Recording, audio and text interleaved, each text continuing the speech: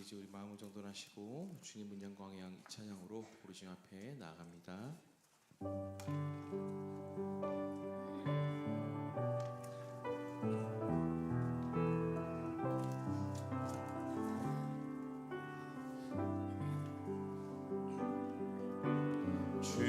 주님은 영광의 왕, 주님은 평강의 왕, 주님은 하늘과 땅의 주, 주님은 정의의 아들, 천사가 무릎 꿇고 예배하고 찬송하네. 영원한 생명 말씀, 주님은 예수 그리스도 주. 호산나 다윗의 자손께, 호산나 빌로 왕 중의 왕. 높은 하늘에 영광을 예수 주 메시아.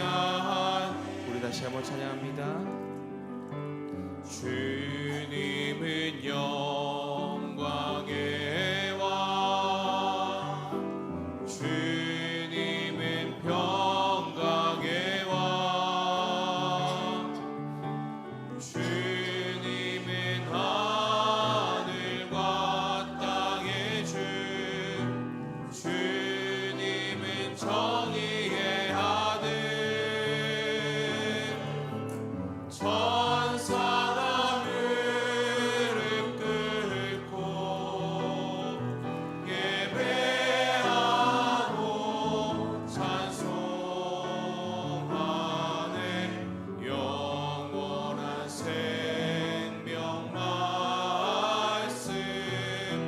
주님은 예수 그리스도 주. 호산나 다윗의 자손께, 호산나 빌로 왕 중의 왕. 높은 하늘에 영광을 예수 주 메시아. 호산나 다윗의 자손께, 호산나 다윗의 자손께, 호산나 빌로 왕 중의 왕. 높은 하늘에 영광을 예수 주 메시아네.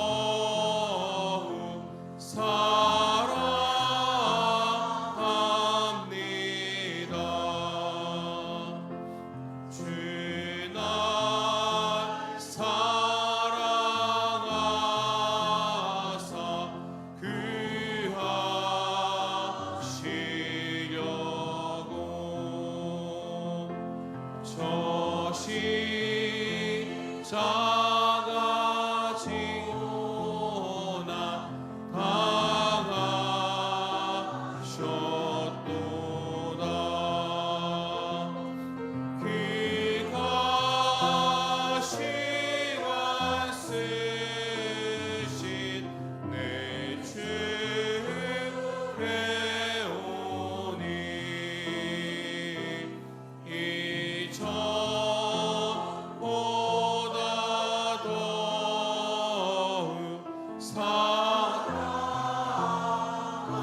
사랑합니다.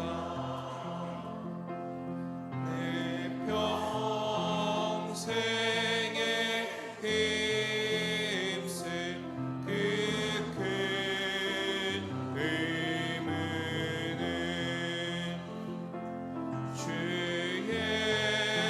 예수의 거룩 늘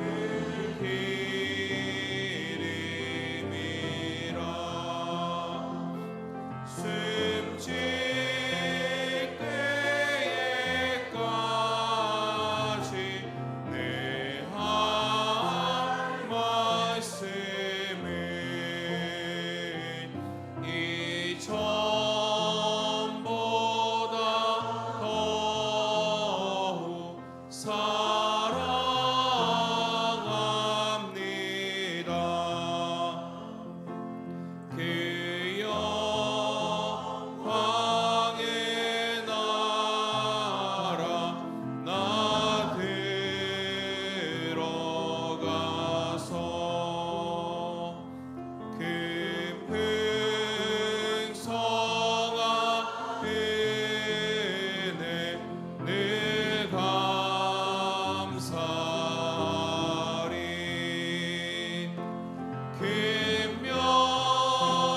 금멸류가 쓰고 나 찬송할 마. 이전보다 더욱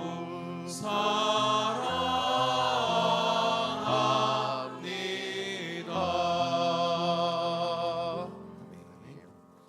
다 함께 일어나셔서 완전하신 나의 주 찬양하겠습니다.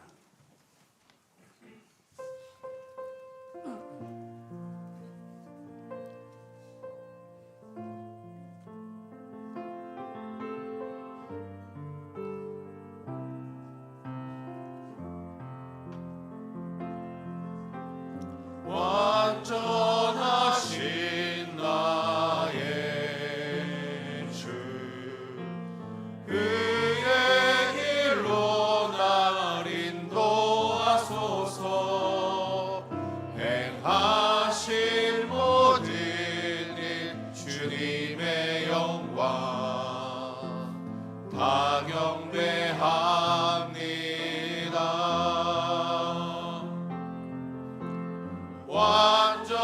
완전하신 나의 주 그의 길로 날 인도하소서. 행하신 모든 일 주님의 영광 다 경배합니다. 예배합니다. 찬양합니다.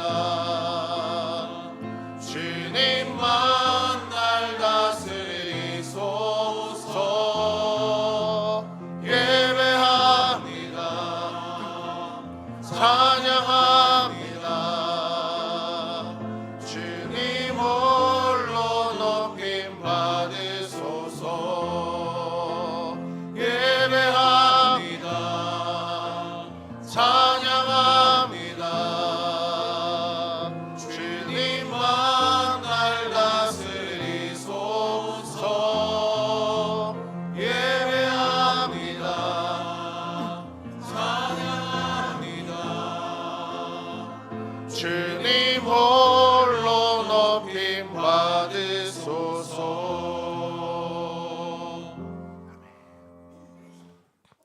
내가 여호와를 항상 송축하며 내 입술로 항상 주를 찬양하리이다. 내 영혼이 여호와를 자랑하리니 곤고한 자들이 이를 듣고 기뻐하리로다.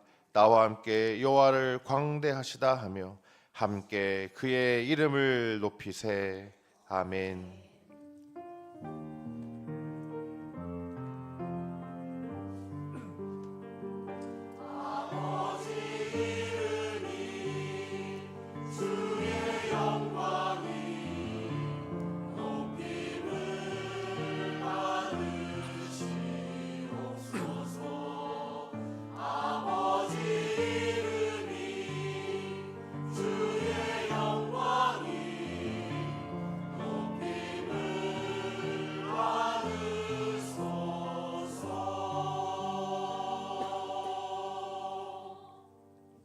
함께 찬송가 45장 찬양하시겠습니다.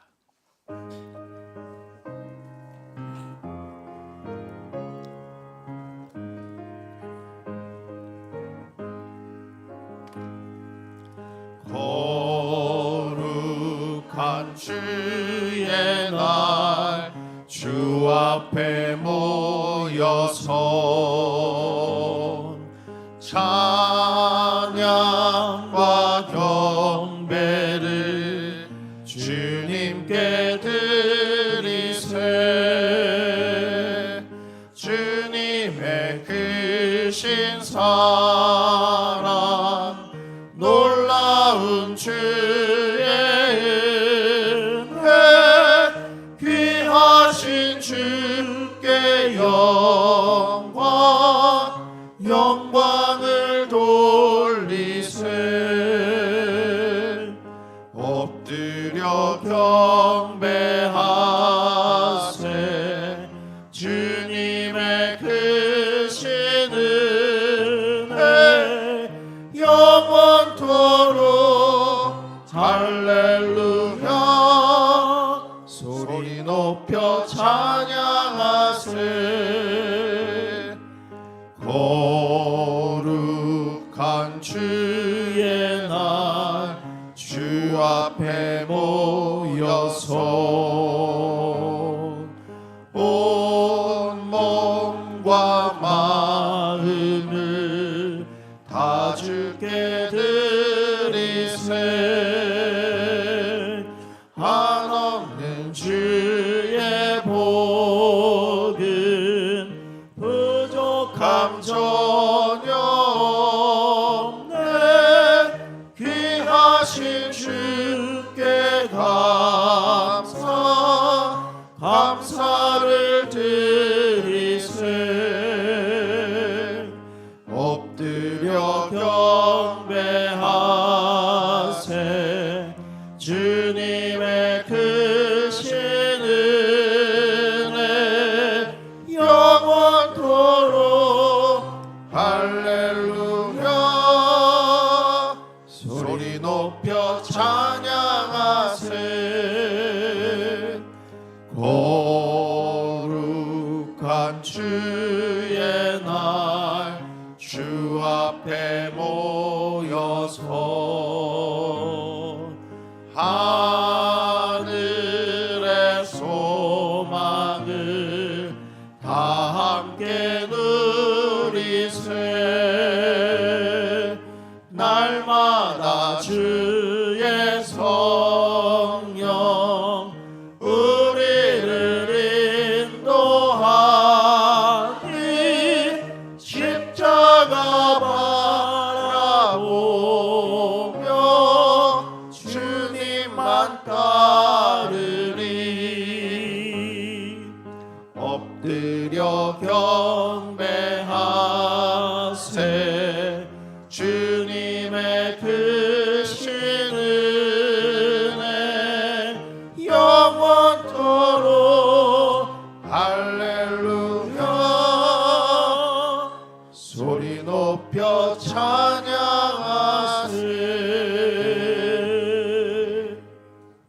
사도신경으로 우리의 신앙을 고백하겠습니다. 나는 전능하신 아버지 하나님 천지의 창조주를 믿습니다. 나는 그의 유일하신 아들 우리 주 예수 그리스도를 믿습니다. 그는 성령으로 잉태되어 동정녀 마리아에게서 나시고 본디오 빌라도에게 고난을 받아 십자가에 못 박혀 죽으시고 장사된 지 사흘 만에 죽은 자 가운데서 다시 살아나셨으며 하늘에 오르시어 전능하신 아버지 하나님 우편에 앉아 계시다가 거기로부터 살아있는 자와 죽은 자를 심판하러 오십니다. 나는 성령을 믿으며 거룩한 공교회와 성도의 교제와 죄를 용서받는 것과 몸의 부활과 영생을 믿습니다. 아멘. 다 함께 자리에 앉으셔서 성시교독하겠습니다. 교독문 123번입니다. 거룩하다 거룩하다 거룩하다 주 하나님 곧 전능하신 이여 전에도 계셨고 이제도 계시고 장차 오실 이시라.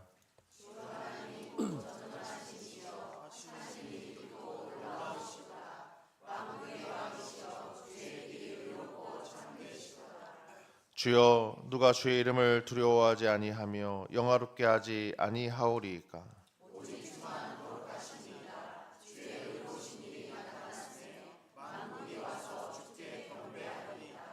우리 주 하나님이여 영광과 존귀와 권능을 받으시는 것이 합당하오니 주께서 만물을 지으신지라.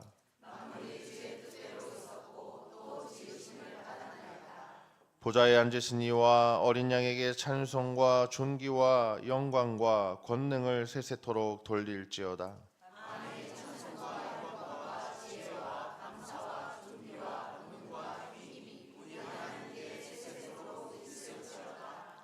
아멘. 한 주간의 죄를 고백하는 참회의 기도 하신 후에 김관식 안수 집사님 기도하시겠습니다. 주님 감사합니다. 오늘도 귀한 자리로 저희를 불러주시고 엎드려 경배하며 예배하게 하시니 감사합니다. 소망의 이유가 되시고 우리의 삶의 이유가 되시는지 오늘도 믿음으로 나아가는 모든 발걸음들을 축복하여 주시고 아버지 기름 부어 주시옵소서. 주여 우리 가운데 오셔서 참 진리의 말씀으로 다시 우리를 새롭게 하여 주시고 한 주간에 얻었던 모든 상한 것들을 회복시켜 주시고 깨끗게 하여 주시고 고쳐주시고 싸매어 주옵소서. 성령님 우리를 태우시고 성령님 우리를 씻으시고 성령님 우리를 안아 주옵소서. 주님 역사하여 주시고 함께하여 주시고 예배를 통해서 우리의 몸과 마음이 다시 새로워지게 하시사 주의 놀라운 긍휼의 은혜만을 우리가 기대하고 바라보며 주님의 사랑으로 다시 살아갈 힘과 용기를 다시 우리가 채우고 나아가는 귀하고 복된 믿음의 역사만 가득하도록 아버지 도와주시고 역사에 인도하여 주옵소서. 주님 감사합니다. 아멘.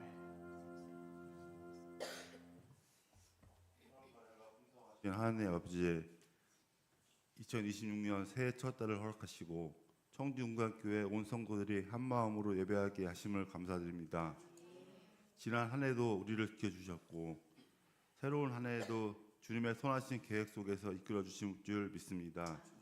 주님, 우리가 올 한 해 하나님을 기쁘시게 하는 삶을 먼저 살게 하옵소서. 우리의 예배와 기도, 말과 행동이 주님의 마음을 기쁘시게 하는 산 제사가 되게 하시고 먼저 그의 나라와 의를 구하는 성도 되게 하시옵소서. 또한 주님, 우리의 가정과 일터와 교회 공동체 안에서 서로를 세워주고 격려하며 진심으로 사랑을 행복하게 하는 복의 통로가 되게 하옵소서. 우리의 섬김이 형식이 아니라 사랑이 되게 하시고 어려운 이웃에게 따스한 손길을 내미는 교회 되게 하시옵소서. 주님, 우리를 통해 세상을 아름답게 하시는 주님을 찬양합니다. 어둠 가운데 빛을 비추는 교회 되게 하시고 분열과 갈등이 많은 시대 속에서 화평을 만들며 예수의 향기를 드러내는 성도 되게 하시옵소서. 우리 청주운강교회가 지역과 다음 세대에 복음의 희망을 전하는 주의 도구가 되게 하여 주시옵소서. 1월 한 달 동안도 성도님들의 삶을 지켜주시고 새로운 계획을 세우는 손길 위에 지혜와 용기를 더하시며 질병 가운데 있는 이들에게는 치유를, 마음이 무거운 이들에게는 위로를 허락하여 주시옵소서. 오늘 드리는 예배가 주님께 온전히 드려지는 기쁨의 제사가 되게 하시고 우리 모두에게 은혜와 결단의 시간 되게 하여 주시옵소서. 말씀을 전하시는 목사님께 성령의 충만함을 더하여 주시고 말씀이 우리의 영혼을 깨우고 삶을 변화시키는 능력 되게 하여 주시옵소서. 교회의 각 처소에서 예배를 위해 수고하는 손길들이 많이 있습니다. 예배를 돕는 손길들의 노고와 땀이 헛되지 않도록 기억하여 주시옵소서. 찬양으로 영광을 돌리는 시흥 찬양대를 축복하시고 그들의 찬양 가운데 하늘문이 열리고 성도들의 마음이 열리는 충만한 은혜의 시간 되게 하여 주시옵소서.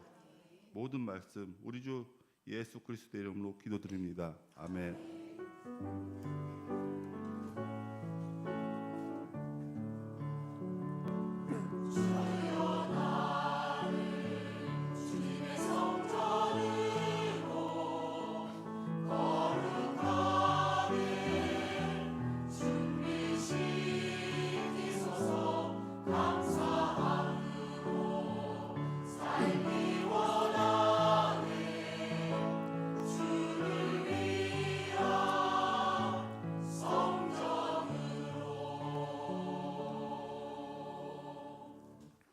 다 같이 찬송가 304장 찬양하시겠습니다.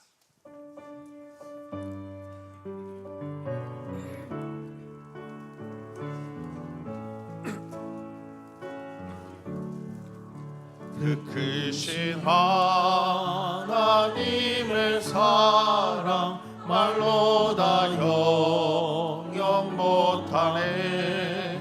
저 높고 높은 별을 넘어 이 낮고 낮은 땅 위에 죄범한 영혼 구하려 그 아들 보내사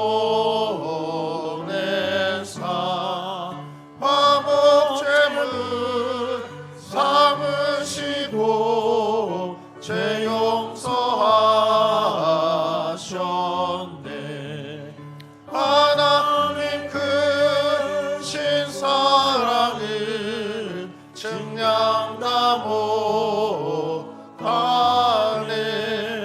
영원히 변치 않는 사랑 성도여 찬양하세. 괴로운 시절 지나가고 땅 위에 영화 쇠할 때 주 믿지 않던 영혼들은 큰 소리 외쳐 울어도 주 믿는 성도들에게 큰 사랑 베푸사 우리의 죄 사했으니 그 은혜 잊을까. 하나님 크신 사랑은 증량다 못하네. 영원히 변치 않는 사랑 성도여 찬양하세. 하늘을 두루마리 삼고 바다를 먹물 삼아도 한없는 하나님의 사랑 다 기록할 수 없겠네. 하나님의 크신 사랑 그 어찌 닿았을까. 저 하늘 높이 쌓아도 채우지 못하리. 하나님 크신 사랑은 증량다 못하네. 영원히 변치 않는 사랑 성도여 찬양하세.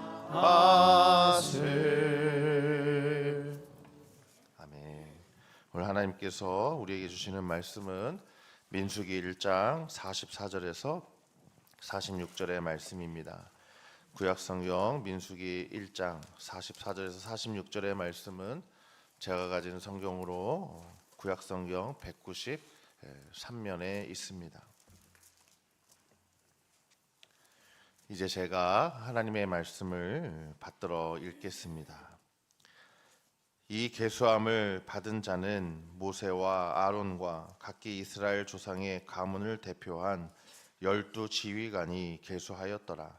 이같이 이스라엘 자손이 그 조상의 가문을 따라 20세 이상으로 싸움에 나갈 만한 이스라엘 자손이 다 계수되었으니 계수된 자의 총계는 60만 3,550명이었더라.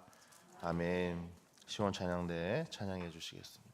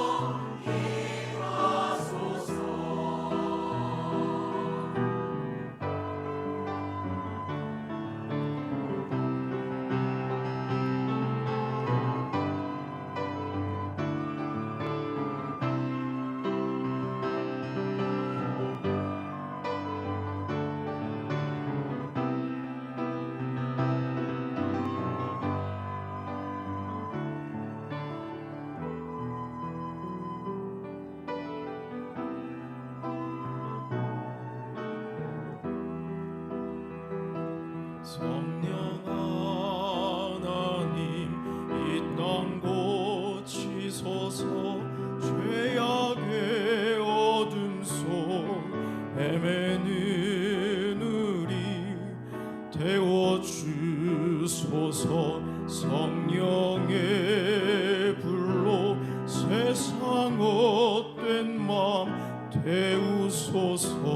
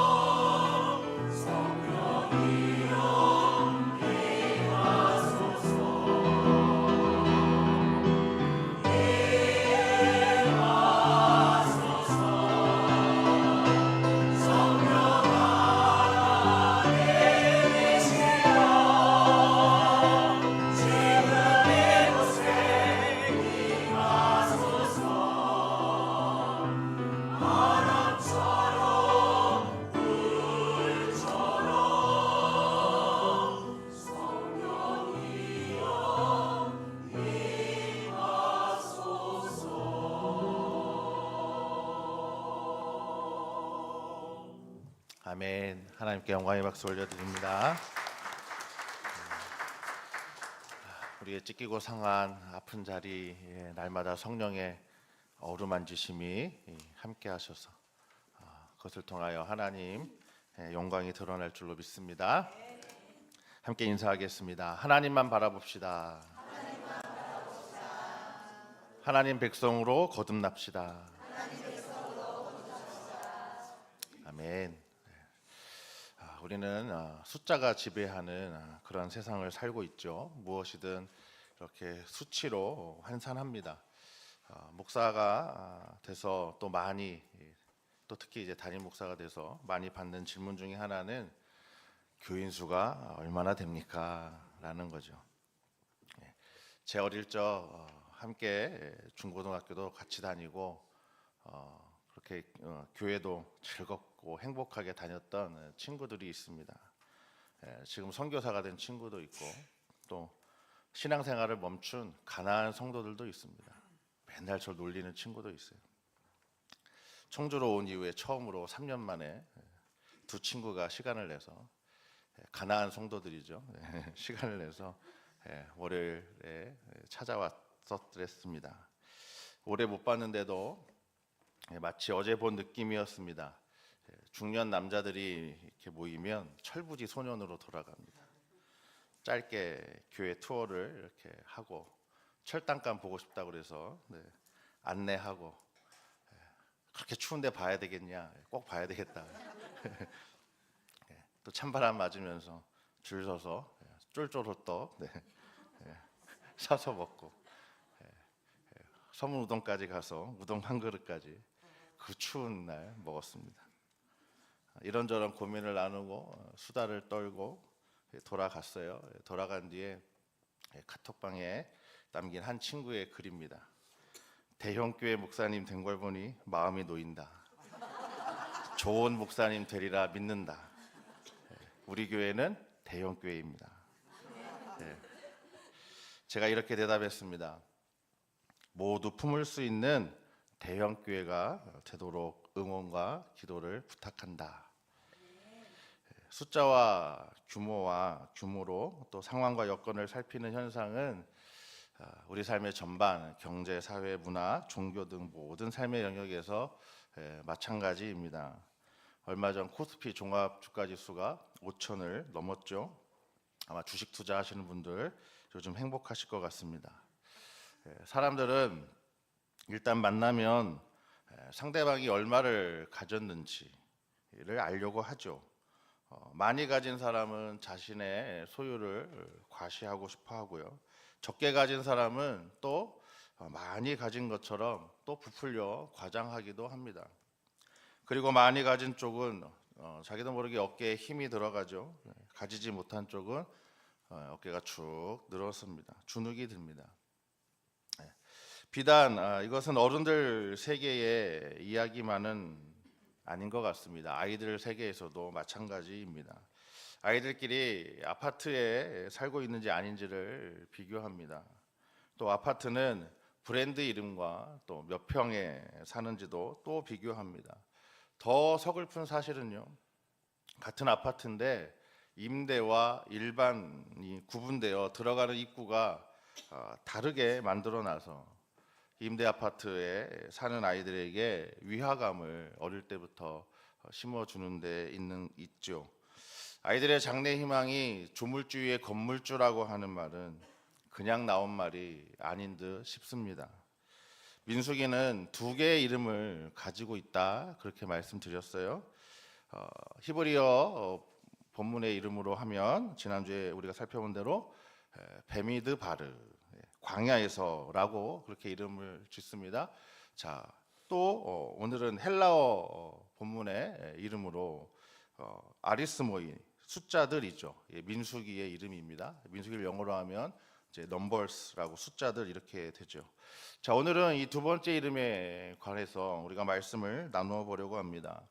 공간인 광야를 기준으로 민수기를 기준하면 지난주에 말씀드렸던 대로 시내 광야와 바란 광야 그리고 모압 평지 이렇게 나눌 수 있다고 그랬어요. 그런데 이 숫자들 이제 여기에 우리가 기준을 가지고 민수기를 이제 두 번의 인구 조사를 가지고 구분을 해보면 첫 번째 인구 조사와 그 이후의 역사, 그 1장에서부터 25장의 이야기고요.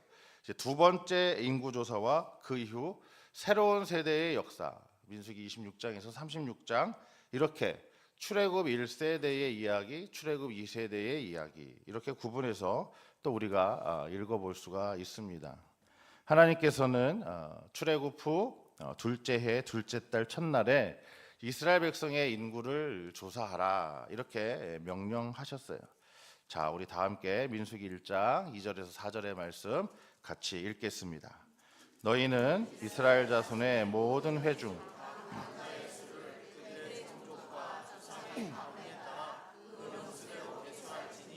이스라엘 중 20세 이상으로 싸움에 나갈 만한 모든 자를 아론은 그 진영별로 계수하되 각 지파의 각 조상의 가문의 우두머리 한 사람씩을 너희와 함께하게 하라. 아멘. 자, 모세는 이 전쟁에 나가 싸울 수 있는 20세 이상의 그 남성을 대상으로 인구 조사를 했고요. 그 결과 오늘 우리 마지막 우리가 본문 46절에 읽은 대로 총 60만 3,550명이 계수되었다라고 성경은 알려주고 있어요. 이 숫자에는 이 레위 지파는 포함이 되지 않았는데 그들에게는 이 병역이 면제되었기 때문이었습니다. 인구조사의 총계는요, 이 출애굽기에 나오는 60만이라고 하는 출애굽 백성의 숫자와 거의 일치합니다. 자, 출애굽기 12장 37절 말씀을 읽어드립니다. 이스라엘 자손이 라암셋을 떠나서 숫곳에 이르니 유아 외에 보행하는 장정이 60만 가량이요. 몇 명이요? 60만 가량이다 이렇게 돼 있죠. 자, 60만은 각 지파가 평균적으로 자 산수 공부해 볼까요? 12지파니까 60을 12로 나누면 어떻게 되죠? 5가 되죠. 그래서 대략 5만 명의 인구를 이제 소유하고 있다라고 그렇게 보여집니다.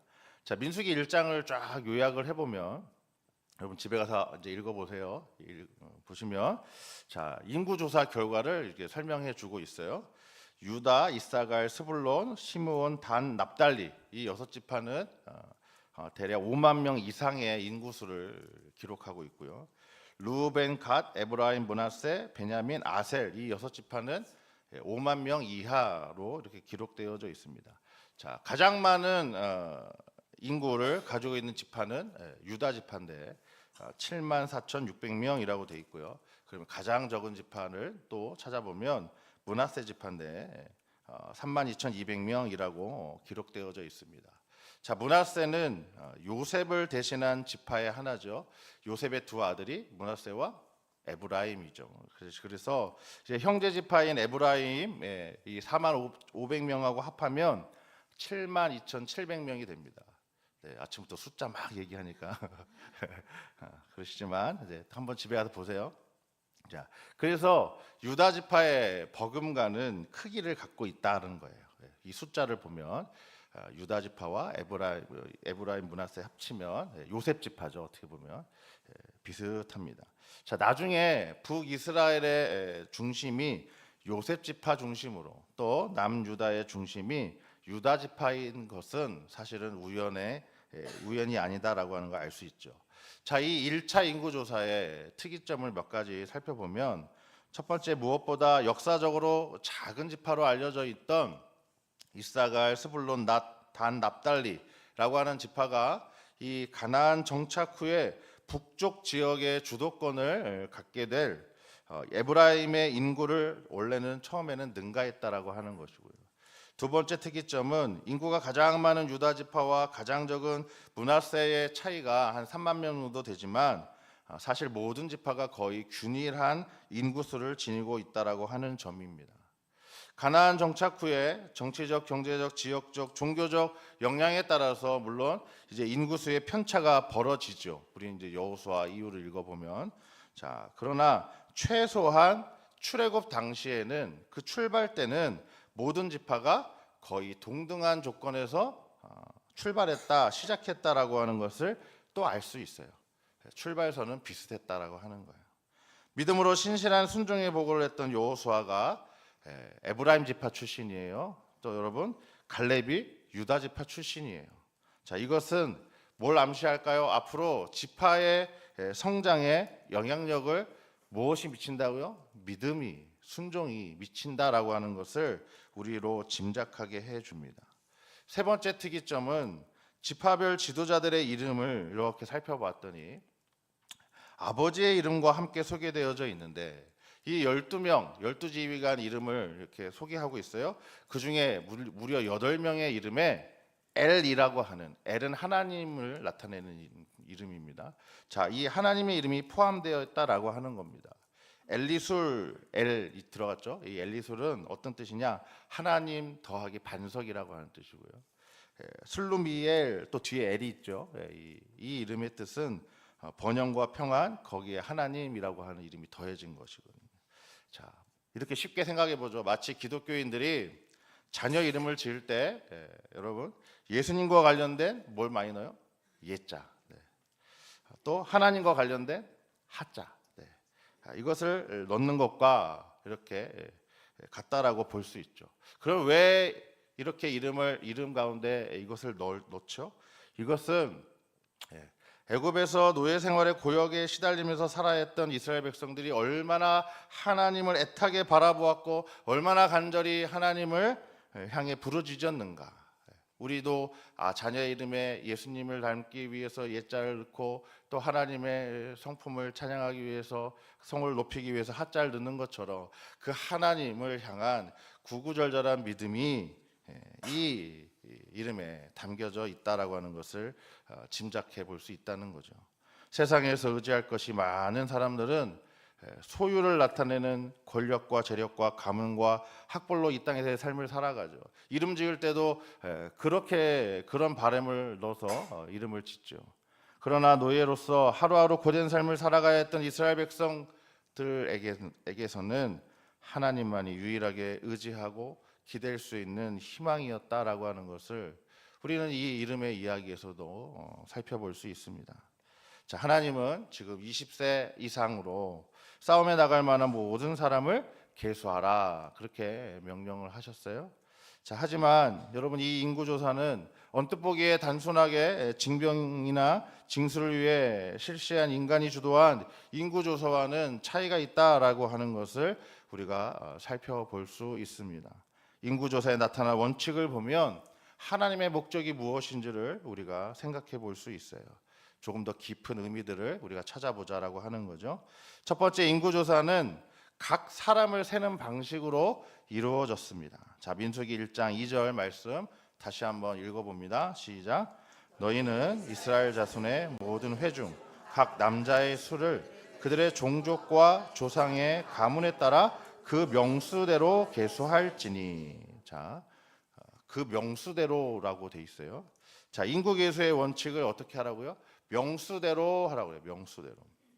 자, 명수대로를 직역하면 머릿수대로라고 하는 뜻이에요. 무슨 뜻입니까? 각 사람을 한 사람 한 사람씩 이렇게 세웠다라고 하는 거예요. 자, 이처럼 하나님의 인구조사에 있어서 첫 번째 원칙은 뭐냐면 개인별로 등록시켜라라고 하는 거예요. 노예 생활에는 그런데 여러분 아시는 대로 개인의 자유는 없어요. 집단 노동을 해야 하는 노예들은 어떻게 분류되었을까요?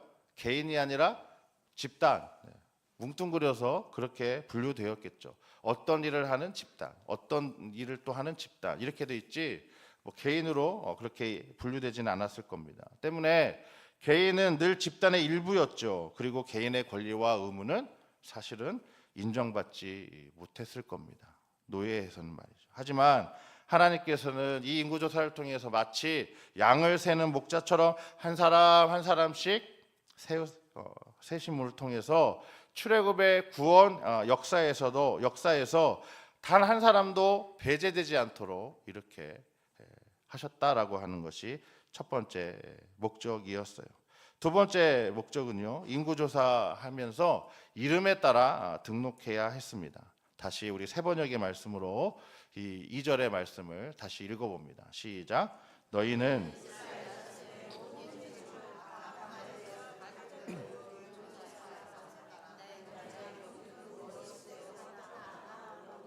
명단을 만들어라. 자, 우리 개역개정에서는 명수대로 계수하라는 말만 있지만 제가 세 번역으로 읽어봤더니 어떻게 하라고 그래요? 명단을 만들라라고 돼 있어요. 자, 히브리어 본문에는 이 이름을 뜻하는 셴이라고 하는 단어가 나오는데 이것을 세 번역은 명단이라고 하는 말로 번역을 하고 공동 번역으로 보면 일일이 호명하라고 돼 있어요. 호명, 이름을 부르는 거죠. 호명은 제가 지난주에 이름 불렀듯이 항존직 수련회하면서 이름을 부르는 거예요. 자, 영어 성경으로 보면 어떻게 돼요? 리스트를 만들어라고 돼 있어요. Make a list 이렇게 돼 있어요. 자, 통상적으로 집단 노동을 해야 하는 노예에게 여러분 이름이 중요할까요? 중요하지 않아요. 그냥 돌쇠 1, 돌쇠 2, 돌쇠 3 뭐 이렇게 부르면 되는 거잖아요. 자, 그래서 노예는 이름 없는 집단으로 분류하거나 숫자로 인식되는 경우가 많았죠. 따라서 인구조사하면서 각 사람이 이름으로 불려졌다라고 하는 건 각 개인에게 정체성을 부여했다라고 하는 것을 의미합니다. 출애굽 백성은 이제 이름 없이 부속품으로 이용하다가 버려지는 노예가 아니라는 거예요. 도구가 아닌 생명을 가진 고유한 존재라는 것을 인정하고 있는 겁니다. 각 사람을 이름으로 부를 때 출애굽 백성은 더 이상 노예가 아니라 자기 이름의 정체성을 가진 자유인이 되었던 거죠. 앞서 하나님의 이름을 가진 지파별 지도자가 많았다라고 말씀드렸어요. 그것은 하나님의 백성으로서의 정체성을 더욱 공고히 하는 그런 과정이 지금 이 인구조사 안에 반영되어 있다라고 하는 것을 의미합니다. 고대 근동 시대임을 생각할 때 사실 이것은 굉장히 파격적인 조치라 할 수 있죠.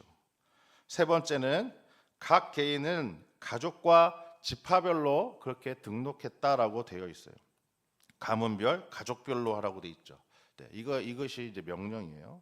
자, 여러분 출애굽 백성 가운데는 이미 이렇게 가족과 지파에 속해 있었던 사람들도 있었지만 그렇지 않은 사람들도 있었어요.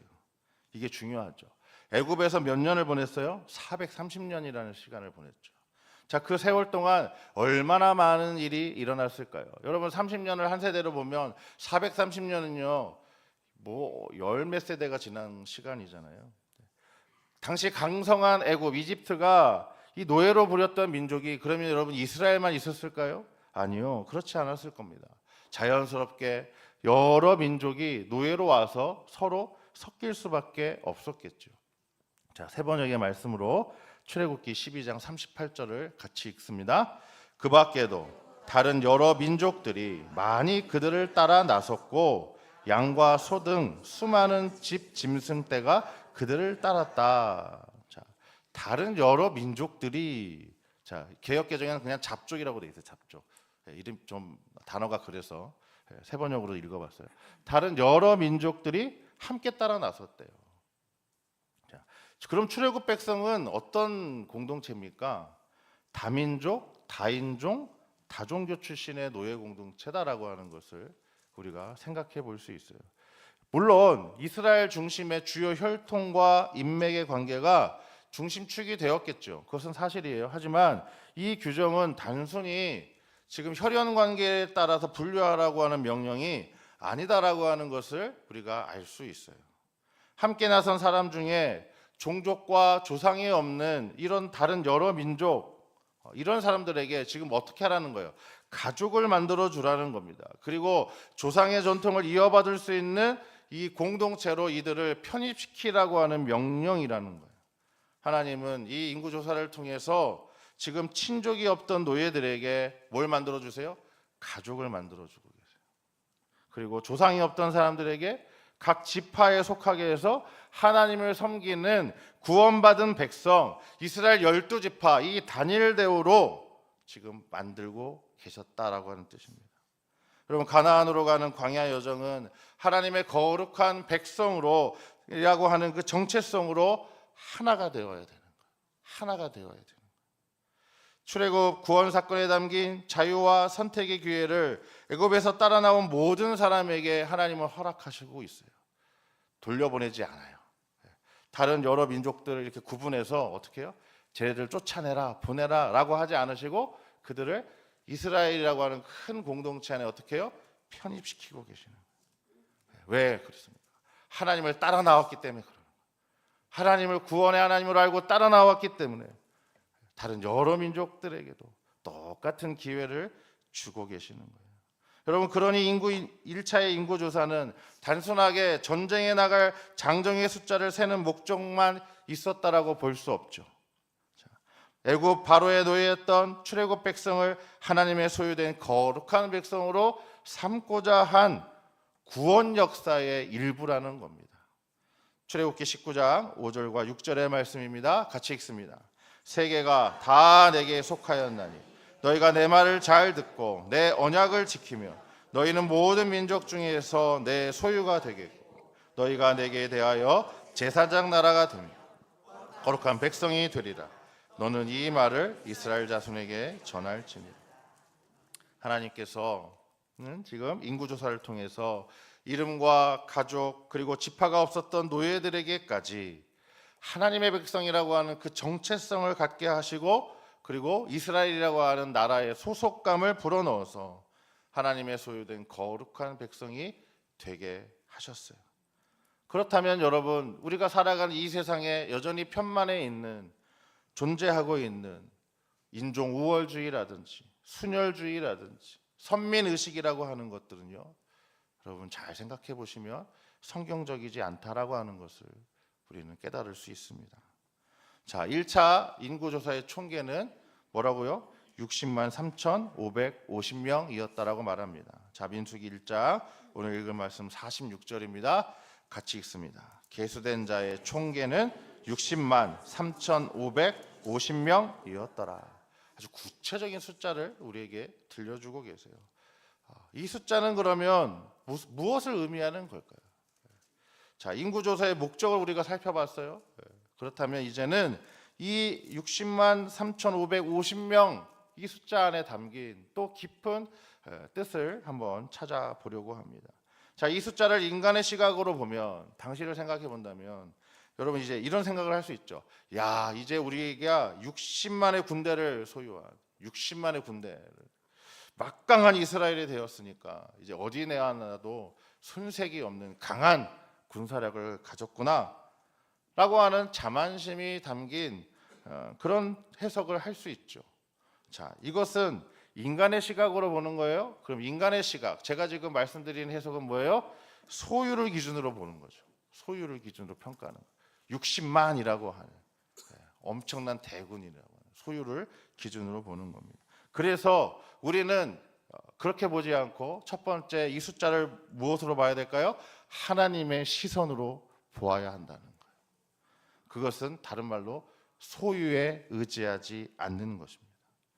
우리는 평소 바라던 소원이 이루어지고 소유가 풍성해질 때 하나님의 은혜라고 참 좋아합니다. 맞습니다. 하나님 은혜죠. 반면에 바라던 소원은커녕 오히려 정반대의 일이 일어나거나 그나마 가지고 있던 것조차 사라져 버릴 때 뭐라고 그래요? 하나님 은혜라고 해요? 하나님이 징계를 받은 것처럼 탄식하죠. 그러면서 어떻게 돼요? 하나님을 멀리하려고 합니다. 이런 태도는 사실은 기복신앙적인 관점으로만 해석할 때 이런 나타나는 결과라고 하는 거예요. 겉으로 드러난 결과로만 보는 피상적인 신앙, 표층적 신앙일 때 우리는 이렇게 해석을 합니다. 하지만 믿음의 사람은 조금 더 다른 해석을 할 수 있어요. 그렇지 않을 수 있어요. 한 걸음 더 들어가 보려고 하는 그런 해석을 해야 된다라고 하는 거죠. 성경의 두 가지 예를 들려드립니다. 사사시대 때 미디안과 아말렉 군대가 이스라엘을 쳐들어온 적이 있습니다. 그 군대의 숫자가 얼마나 많았는지 성경은 이렇게 기록해요. 그들을 메뚜기의 많은 수와 같았고 그들의 낙타의 수가 너무 많아서 해변의 모래와 같다라고 그렇게 기록합니다. 사사기 7장 12절을 보면 그렇게 되어 있어요. 자, 그런데 이런 적군에 맞서서 이제 싸워야 되죠. 자, 기드온의 수하에 모여든 사람을 세봤더니 불과 3만 2천 명이었어요. 자, 이스라엘에 여러분 딱 봐도 절대 열세예요. 해보나 마나한 전쟁이죠. 숫자로만 보면 이스라엘이 지는 건 너무 뻔해요. 어떻게든 더 모아야 되는 상황에서 하나님은 기드온에게 뭐라고 얘기하세요? 야, 너무 많다. 3만 2천 명 너무 많아 라고 말씀하세요. 자, 그래서 하나님의 명령에 따라 이제 두려워 떠는 사람들 3만 2천 명을 봤더니 두려움에 떨고 있는 사람들을 먼저 돌려보냈어요. 자, 남은 자가 그랬더니 10,000명이 남았어요. 3분의 2가 떨어져 나갔어요. 자, 이제 하나님께서 충분하다고 하셨나요? 뭐라고요? 또 너무 많다. 또 그러시는 거예요. 이상한 하나님이시죠. 자, 그래서 다시 하나님의 명령을 주세요. 그렇게 해서 자, 무릎 꿇고 물 마시는 사람을 돌려보냈어요.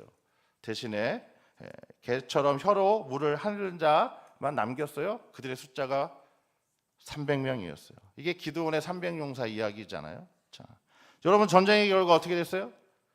기드온의 300용사가 졌어요, 이겼어요? 이겼습니다. 자, 숫자로만 보면 져야 되는데 300용사가 이겼어요. 가볍게 이겼어요. 자, 다윗 시대의 일이었습니다.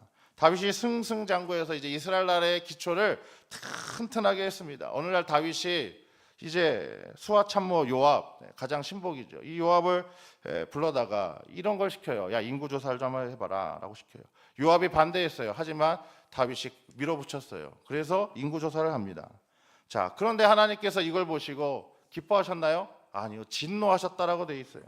그 결과 다윗에게 내려진 징계가 이 세 가지 중에 하나를 선택하는 건데 7년 동안의 기근, 아니면 3개월 동안의 연속적인 패배, 아니면 3일 동안의 온역, 전염병. 자, 이 중에 하나를 택하는 것이었어요.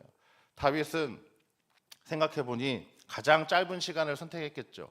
그래서 3일 동안의 전염병, 온역을 택했습니다. 자, 그런데 그 탓에 죽은 사람이 몇만 명이라고 성경은 말하고 있냐면 무려 7만 명이나 되었다라고 말합니다.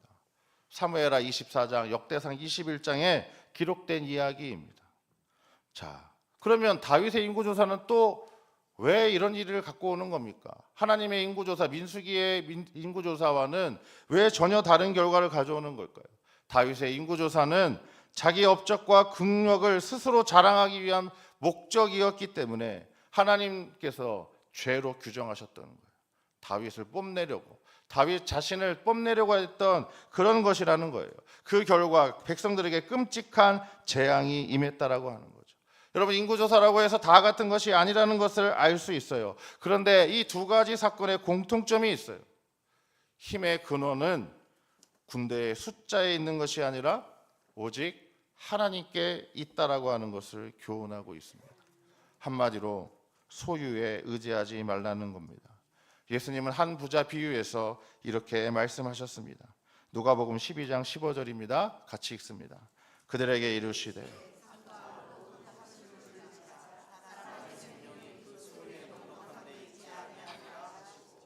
사람의 생명이 그 소유에 넉넉한데 있지 않다라고 분명히 말씀하시죠. 생각의 패러다임을 바꿔야 된다. 소유의 넉넉함 대신에 하나님의 지혜와 통찰력을 구해야 합니다. 자, 60만 3,550명이라고 하는 숫자가 의미하는 진짜 뜻을 알기 위해서 한 가지 숫자가 더 필요합니다. 민수기는 2번의 인구조사가 있었다라고 그랬어요. 자, 두 번째 인구조사, 2차 인구조사의 결과입니다. 민수기 26장 51절입니다. 같이 읽습니다. 이스라엘 자손의 계수된 자가 60만 1,730명이었더라. 60만 1,730명이라고 하는 숫자를 하나 더 알아야 돼요. 자, 이 2차 조사는요, 가나안 땅에 들어가기 직전에 실시했어요. 자, 그렇다면 1차가 출애굽의 1세대의 숫자라면 2차는 출애굽 2세대의 숫자라고 우리가 알 수 있게 되는 거죠. 그리고 이 두 숫자 사이에는 몇 년이 흘렀을까요? 37년이라고 하는 시간이 들어가 있어요. 한 세대가 더 지나가는 시간이죠. 자, 그래서 우리는 두 번째 이 숫자에 담긴 뜻을 알아야 됩니다. 그것은 바로 하나님의 은혜를 보아야 되는 거예요. 광야 생활의 어려움은 상상을 초월합니다. 여러분, 먹을 것, 마실 것이 언제나 부족한 곳이 광야입니다. 한낮은 40도, 50도를 오르내리는 폭염이 계속되고요. 밤에는 영하로 내려가는, 가까이 미치는 그렇게 추위가 가득한 곳입니다. 뱀과 전갈과 맹수의 위험도 있습니다. 사나운 이민족의 공격의 위험이 언제나 도사립니다. 그런데 여러분 이건 장정들만 센 거잖아요. 그렇죠? 남자들 숫자만 센 거예요. 가족들 모두를 포함하면 대략 200만 명이 넘는 숫자였을 거예요. 이스라엘 백성들이 이 광야에서 몇 년을 보냈다고요? 40년 가까이 시간을 보내야 했습니다. 그런데도 인구가 여러분 얼마 줄었어요? 빼기를 해볼까요? 1820명만 줄었어요. 이 숫자를 통해서 우리가 가장 먼저 보아야 될 것은 하나님의 은혜인 줄로 믿습니다. 신명기 8장 2절에서 4절의 말씀입니다. 내 하나님 여호와께서 이 40년 동안에 내게 광야길을 걷게 하신 것을 기억하라. 이는 너를 낮추시며 너를 시험하사 내 마음이 어떠한지 그 명령을 지키는지 지키지 않는지 알려 하심이라. 너를 낮추시며 너를 줄이게 하시며 또 너로 알지 못하며 내 조상들도 알지 못하던 만나를 내게 먹이신 것을 사람이 떡으로만 사는 것이 아니요 같이 읽을까요? 여호와의 입에서 나오는 모든 말씀으로 사는 줄을 내가 알게 하려 하심이니라. 이 40년 동안에 내 의복이 헤어지지 아니하였고 내 발이 부르트지 아니하였느니라. 아멘. 아무것도 없는 곳에서 어떻게 하셨다는가? 하나님이 만나와 메추라기로 먹이시고 입히시고 의복도 헤어지지 않게 하시고 그 발도 부르트지 않게 하셨다라고 말합니다. 광야 40년 하나님의 말씀으로 사는 법을 배우는 시간이었습니다. 우리가 구해야 될 것은 그래서 하나님의 말씀입니다. 광야 40년은 신앙훈련으로 거듭나는 시간이었어요. 여기에 담긴 세 번째 의미가 이것입니다.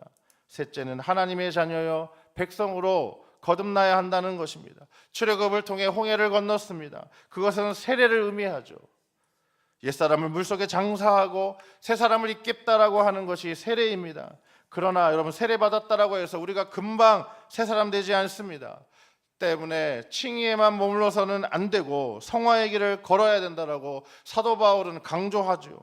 불순종한 출애굽 1세대가 죽고 새로운 출애굽 2세대가 가나안에 들어가게 된 것은 하나님 백성의 정체성을 잃지 않도록 거룩과 순종의 영성으로 거듭나야 하는 당위성을 말해주고 있는 거예요.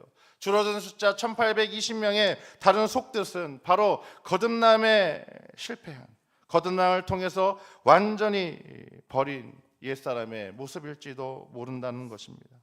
노예로 살았던 습성과 자아로는 가나안에 들어갈 수 없습니다.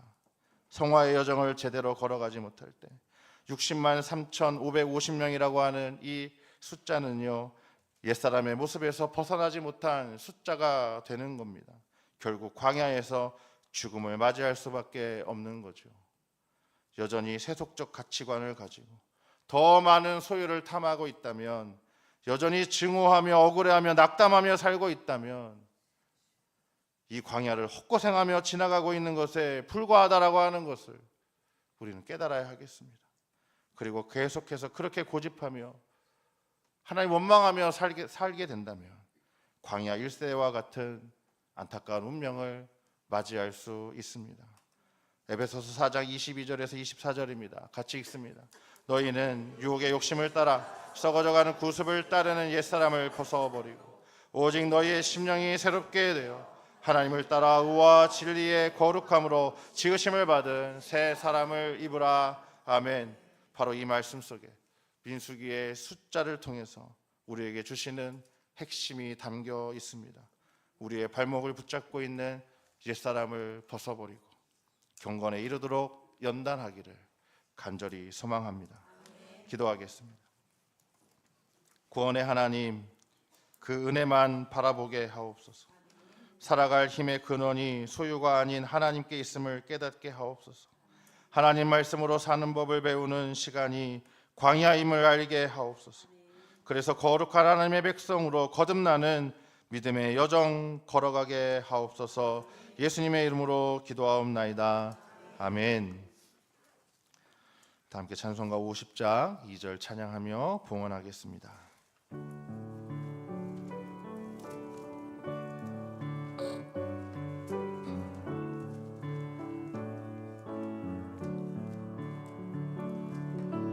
내게 있는 모든 것을 겸손하게 드리네.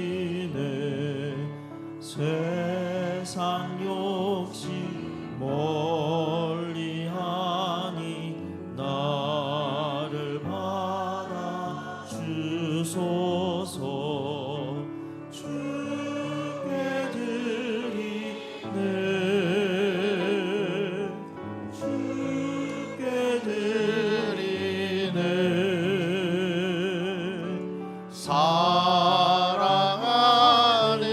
거주 앞에 모두 드리네. 아멘.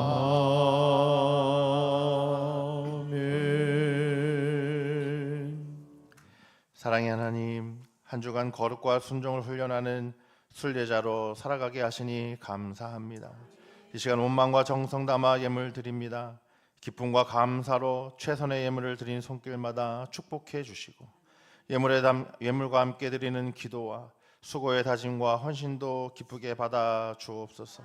예물 통하여 주님의 사랑 나타나게 하시고 주님만 홀로 영광 받아 주옵소서. 언제나 우리 삶의 주인 되시는 예수님의 이름으로 봉헌기도 드립니다. 아멘.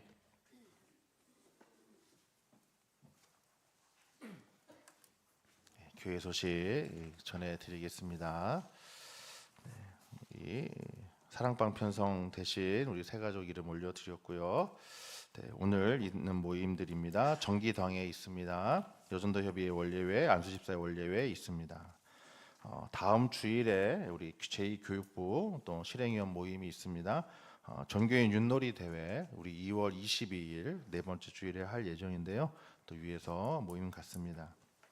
교육자 수련회 다음 주가 아니죠. 2월 2일, 3일 다녀오도록 하겠고요. 우리 계속해서 우리 기부금 영수증 발행 방법에 대해서 안내해 드리고 있습니다. 여러분들 보시고 또 사무실에 문의해 주시면 감사하겠습니다. 우리 이평순 권사님 성경 통독해 주셨고요. 우리 김관섭 은퇴장로님 지난 주일에 수술 잘 마치시고 지금 회복 중에 계신데 위에서 또 기도해 주시고 주부에는 안 나왔지만 또 우리 김영애 A 은퇴 권사님 또 수술 월요일에 잘 무릎 수술 마치시고 또 회복 중에 계십니다. 청주 의료원에 계십니다. 또 두 분의 우리 회복을 위해서 여러분들 기도해 주시면 감사하겠습니다. 기타 다른 소식은 주보를 참고하시면 되겠습니다. 이제 다 함께 자리에서 일어나셔서 찬송가 635장 주기도문 찬양하시고 축도로 예배 마치겠습니다.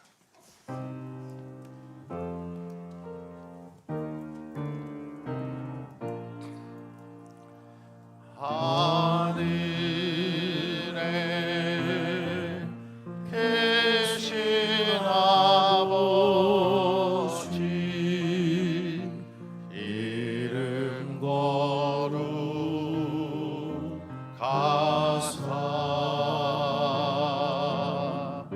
주님 나라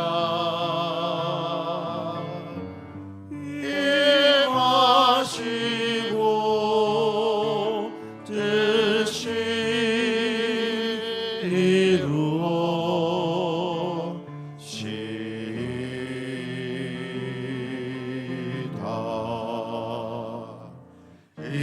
일용할 양식 주시고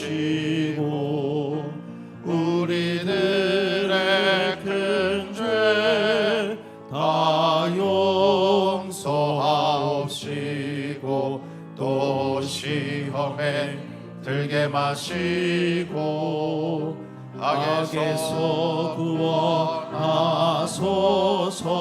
대개 주의 나라 주의 권세 주의 영광 영원히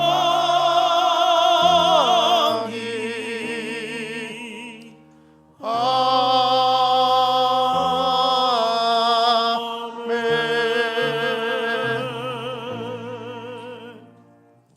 주님 경건에 이르도록 연단하여 주옵소서.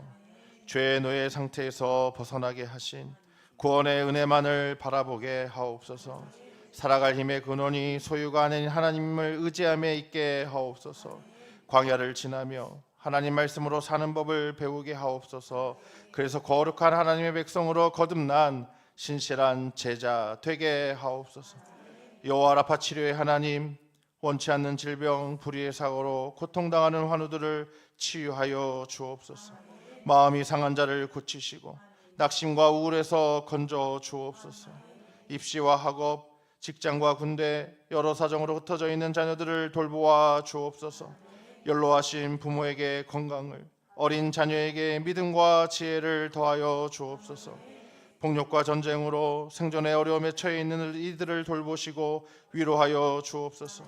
무고한 생명의 희생이 멈추고 속히 자유와 평화를 되찾게 하옵소서. 하나님을 기쁘시게, 사람을 행복하게, 세상을 아름답게 만드는 교회 되게 하여 주시옵소서. 이제는 우리 구주 예수 그리스도의 은혜와 하나님 아버지의 다함없는 사랑과 보혜사 성령의 위로 교통하심이 인구조사에 담긴 뜻을 깨달아 하나님만 의지하는 구원받은 백성이요 공동체로 광야를 걸어가기로 다짐하는 이 시간 예배한 우리 모두 위에, 가정과 일터 위에, 사랑하는 은광 공동체와 이 나라와 이 세계 위에 지금부터 영원까지 함께 하시기를 간절히 축원하옵나이다. 아멘.